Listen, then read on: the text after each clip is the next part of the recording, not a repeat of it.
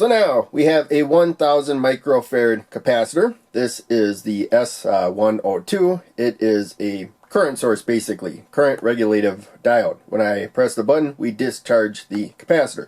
When I release the button, the capacitor charges through that current regulative diode right there, which sets about 1 milliamp of current approximately. And again, we got about 7 volts at the supply, and as you can see, that when you charge this capacitor with 1 milliamp of current, you get about 1 volt rise per second. So since it's a steady rise until we get closer to the power supply voltage, you need some extra voltage to maintain that current.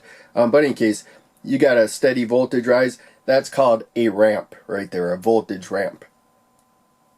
And here is the schematic diagram for the circuit we just looked at and the measurement we took. So we got a 1000 microfarad capacitor in series with a current regulative diode right there, the S102. So 102, S is for because it's a surface mount component on a little board. But in case 102 means 1000, but that is in microamps, 10 and then 2 more 0 microamps, which is the same.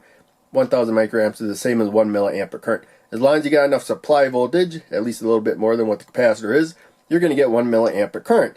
And for every milliamp of current that goes in the capacitor, its voltage is going to rise 1 volt per second, as we saw when we measured with the oscilloscope. That's what that symbol means there. Now, of course, the capacitor is going to get fully charged, and it's going to stop charging.